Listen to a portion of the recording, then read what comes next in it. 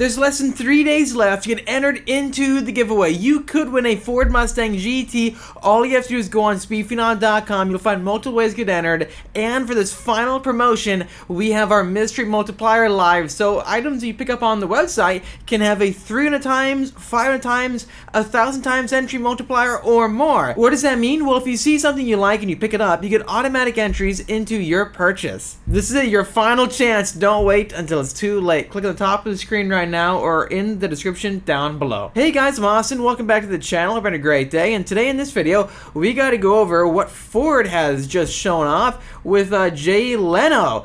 We finally have the horsepower and then downforce ratio. So we know this thing has 815 horsepower. We've all known that. But now we know that this thing has not only that much horsepower, so it can go that fast on straightaways with the torque as well of 660 pound-feet of torque, but it's got almost, I would say, equivalent downforce to a GT3 RS. Maybe it's even more. So now we know it's got the acceleration and the downforce. Let's listen to what Jim Farley, the CEO, said on Jay Leno's Garage. It's got almost 2,000 pounds of downforce, 180 miles an hour. 202, I think, is the max velocity. Here's a go a little. Almost 2,000 pounds of downforce. That's a number that they did not say anywhere up until now. And if you scroll down, they're talking about how the GTD performance package featuring the drag reduction system gives you the nearly 2,000 pounds of downforce. So if we equate that to a GT3 RS downforce, if we can scroll down and hit it, there we go. This thing has approximately 1,895 pounds of downforce, yeah, at 177 miles per hour. So this Mustang GTD has basically the same, if not more, downforce than the Porsche GT3 RS. Did you know that? Could you have imagined that?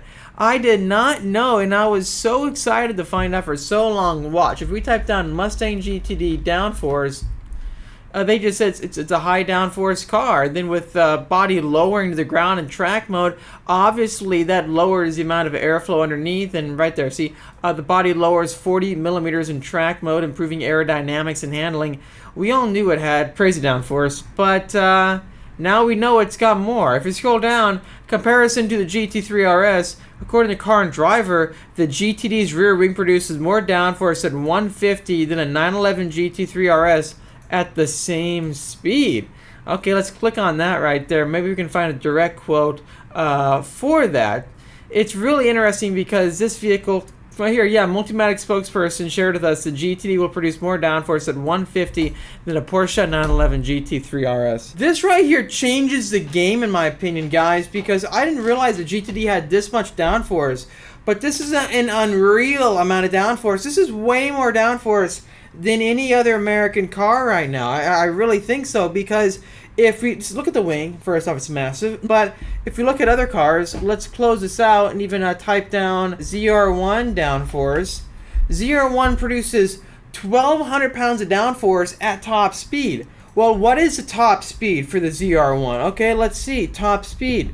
It is over 200 miles an hour, 233 miles an hour. So that means this Mustang has significantly more aero, more aerodynamics, more downforce than the ZR1 Corvette. And this car, quite literally, is a rocket ship right with horsepower. It's got 1,200 horsepower with the ZR1X package and 1,060 horsepower with the standard ZR1. And it's got the massive dive planes up front, the S-duct or the hood scoop that the air flows through the front end, and it uses aeroflow through the hood to get you more downforce compared to a standard Z06. This is night and day.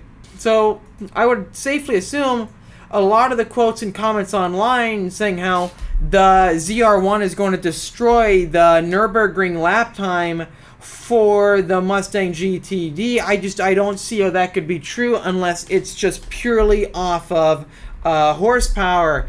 Because if we ask, even Google this question or AI, what makes a car fast around the Nurburgring? Real quickly, if you guys need any paint protection, film, ceramic coating, window tinting, or other services for your car, make sure to give us a call at 760-496-8607.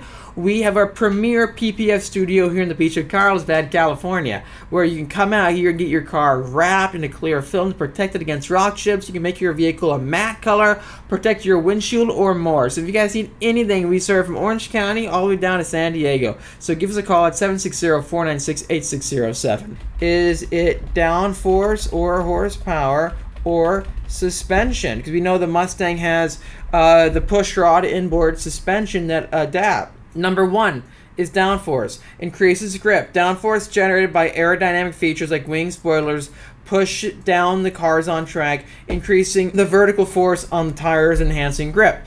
This allows cars to corner at higher speeds without losing traction, a crucial advantage on Nurburgring's track.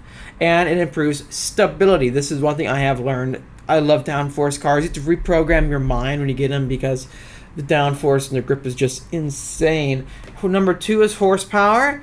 While downforce excels in corners, horsepower is essentially for quickly accelerating. But here's my argument, and I'll get to this after I pass the horsepower point.